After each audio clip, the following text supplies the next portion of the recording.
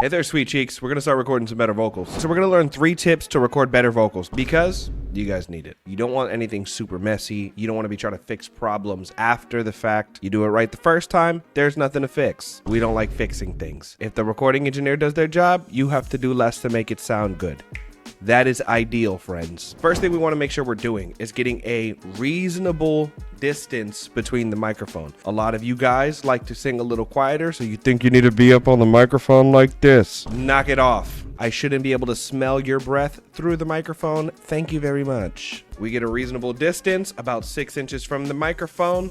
That's a good start. Next thing, make sure your gain staging is correct. I made a whole video about it in my This Is Why Your Mixing Sucks series. I'm not going back over it. But gain staging is making sure the levels coming into the microphone is reasonable because we don't need you sounding like this into the recording. Once you see a waveform that looks like this and the vocal is clipping, there's no fixing it. I can't make you sound not like Chewbacca. Knock it off. The next thing we're gonna do is punching in. Why do we do something like punching in? We punch in because sometimes we can't get through an entire verse in one breath. That's not unreasonable. Learning to punch in, great way of recording. A lot of professionals use it. This is what it looks like. You ready to record your vocal?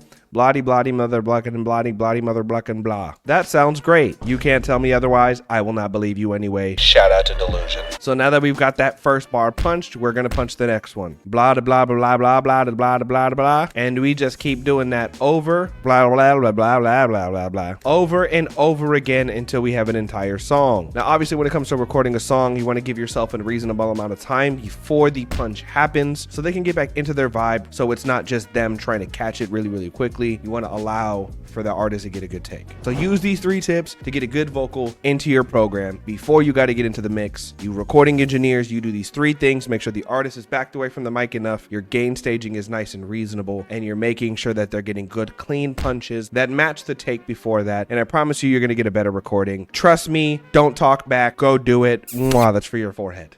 You have a good night.